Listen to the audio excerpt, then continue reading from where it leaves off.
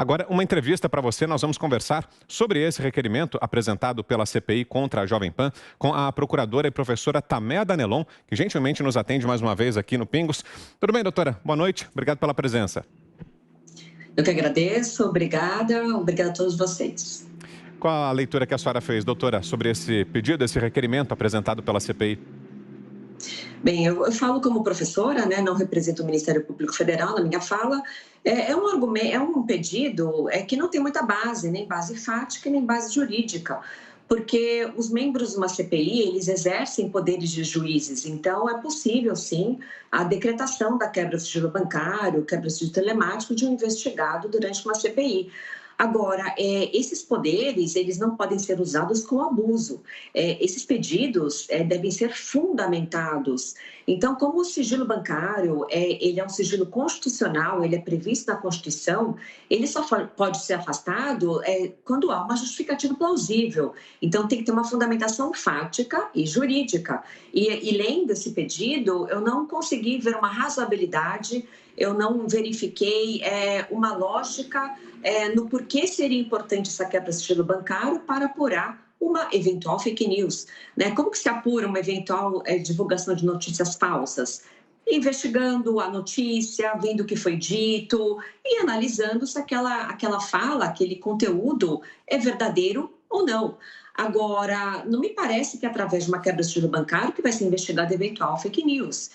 E, além disso, é um pedido muito genérico, não foi especificado em qual programa foi disseminada eventual notícia falsa, por qual jornalista, por qual comentarista, qual seria essa suposta notícia falsa. Então, é um pedido muito frágil e que eu espero que não seja aprovado pela CPI. Guilherme Fiuza, sua pergunta, Fiuza. Doutora Taméa, boa noite.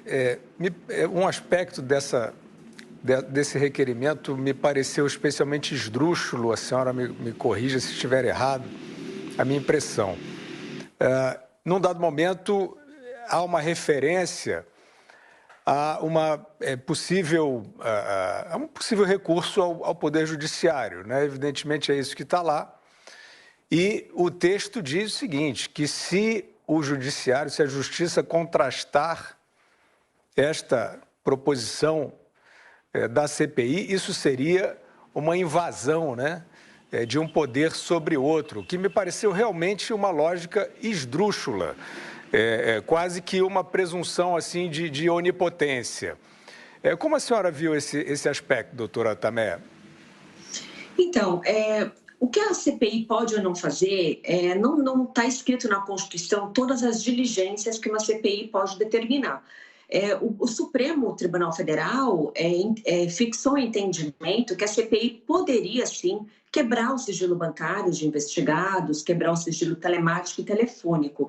Então, a princípio, e sob o ponto de vista jurídico, a CPI teria poderes para quebrar esses sigilos, para decretar o afastamento desses sigilos, sem que houvesse a necessidade de se pedir ao Poder Judiciário. Agora, a possibilidade de decretar esse pedido não significa que pode se pedir a quebra de sigilo de qualquer pessoa jurídica. Tem que ter uma justificativa, tem que ter um fundamento. Então, se já está se antevendo que o Poder Judicial não poderia se manifestar sobre isso, isso também está errado, porque um eventual pedido ilegal, um eventual pedido eivado de um suposto abuso de autoridade, pode sim ser levado ao Poder Judiciário. Então, no caso, eu analisei esse pedido, não me parece que há fundamentos para esse afastamento, não tem motivos lógicos, motivos fáticos que justificariam esse pedido. Então, sim, a empresa, né, o veículo jornalístico, poderia sim se socorrer do Judiciário para que fosse concedida uma liminar, para que, caso seja deferido esse pedido, não venha a ser quebrado esse sigilo. Né? Não é porque a CPI, ou um juiz, ou um membro do Ministério Público tem certos poderes, que esses poderes podem ser utilizados com abuso. Quando o poder é extrapolado, existe o judiciário para impedir essa ilegalidade. Né? Então, eu estava até ouvindo vocês falando anteriormente que esse pedido seria um modelo já utilizado. Agora, quebra de sigilo bancário, que é uma diligência que viola o sigilo de informações, sigilo tutelado pela Constituição, não se pede sem qualquer justificativa. Tem que ter uma base, tem que ter um suporte que autorize essa invasão. Ana Paula Henkel, sua pergunta, Ana. Boa noite, doutora Tameia. Obviamente e teoricamente, o objeto dessa CPI seria aí possíveis investigações do governo federal na pandemia, né? Erros, acertos, enfim, omissões. Já que o objeto dessa CPI, teoricamente, eles dizem que é a investigação de ações do governo federal dentro da pandemia, o que justifica, dentro desse pedido, a quebra de sigilo bancário a partir de 2018, sendo que, obviamente, nós sabemos que a pandemia começou em março do ano passado? De fato, não teria justificativa alguma, né? Quando se pede uma quebra de sigilo bancário, e nós que trabalhamos com combate à corrupção, a crime organizado, crimes financeiros, sempre é muito importante delimitar o período da quebra, porque o sigilo bancário é um sigilo constitucional. Para ele ser violado, para ele ser quebrado, temos que ter limites, temos que ter cautelas. Então, não teria a menor justificativa a ampliação desse período, pedir extratos bancários de 2018, se, como você falou, a investigação é de eventuais condutas irregulares a partir da pandemia, que se iniciou em 2020. Então, esse é outro motivo que fragiliza esse pedido, que parece que está tentando cercear a liberdade de imprensa. Isso seria muito grave. E como eu sustentei, eu não vejo razoabilidade nesse pedido, porque se o objetivo é investigar eventual fake news, o que quebra bancária vai provar? O que extratos bancários vão confirmar se houve ou não disseminação de notícias falsas? Não me parece que essa é uma providência adequada. Bom, agora sim, de volta, José Maria Trindade. Zé, conosco aqui a procuradora e professora Tameia Danelon. Sua pergunta, Zé. Pois é, doutora Tameia, a senhora tem razão quando não vê nenhuma justificativa, porque realmente não existe. E a senhora tem toda a razão que há uma jurisprudência, inclusive confirmada no Supremo Tribunal Federal, de que um pedido de abertura de sigilo ele tem que ser justificado e tem que ser votado um a um, ou seja, não há como aprovar um monte de pedidos, né, de abertura de sigilo. Mas eu vejo aí, é claro, uma perseguição, uma retaliação e um uso de uma CPI, ou seja, de uma função pública, para assuntos particulares. E isso é inscrito no Código Penal, como advocacia administrativa, não? Olha, fica difícil fazer um juízo de valor, né? Porque não quero ter nenhum tipo de problema com senadores. Mas uma coisa interessante, Trindade, é que nesse pedido formulado pelo senador Renan Calheiros, ele diz o seguinte, ele diz que como a CPI tem um matiz político, ele até emprega essa palavra, não haveria necessidade de uma fundamentação robusta desses pedidos de quebra. Mas aí é um grande equívoco. Evidentemente que deve ter uma fundamentação. Os senadores, eles têm os poderes investigatórios numa CPI, eles têm poderes de juízes, sim, de quebrar o sigilo bancário. Agora, eles não têm apenas poderes de juízes, eles devem ter obrigações de juízes. E todo juiz, quando afasta o sigilo bancário, quando afasta o sigilo telemático de um investigado, ele tem que justificar, ele tem que motivar a sua decisão, senão até ele poderá praticar o crime de abuso de autoridade. Então, não é porque uma diligência vai ser determinada por um membro do parlamento que ele também não tem que justificar.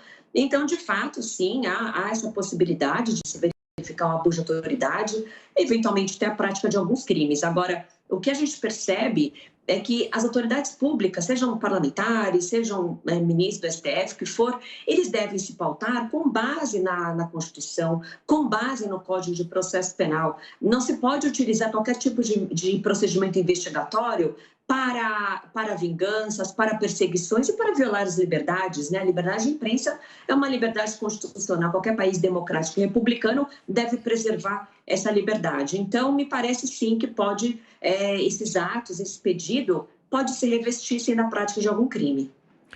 Guilherme Fiuza. Doutora Tameia, pois é, nós estamos observando essa ação exótica, né, dessa CPI, em algumas situações que realmente sugerem perseguição e retaliação, né? Então, nós estamos observando o que está acontecendo com a médica doutora Mayra Pinheiro. Ela teve sigilos quebrados, o STF determinou que o Senado, a CPI, fosse guardiã desse sigilo inviolável. No entanto, houve vazamentos desse sigilo para a imprensa. A médica doutora Mayra questionou essa situação, cobrando, né, a autoridade daqueles que deveriam guarnecer o sigilo. E o Senado respondeu assim de uma maneira, de fato, que eu queria a sua opinião sobre essa resposta, praticamente dizendo que ele era o guardião, mas não tinha como guarnecer. O que a senhora achou disso e o que a senhora acha disso como um precedente para ações que não são ortodoxas, não são dentro do protocolo legal colocado, mas que acabam sendo aceitas? Isso também não está correto, não está adequado.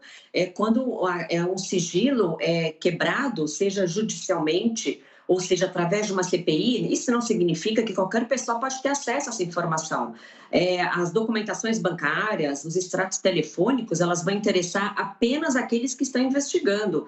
Se fosse num procedimento criminal, só teria acesso a esses extratos, evidentemente, o investigado, a polícia, o Ministério Público e o juiz, e ninguém mais. Não é porque foi decretada a quebra de um sigilo bancário ou telefônico que isso vai ser amplamente divulgado.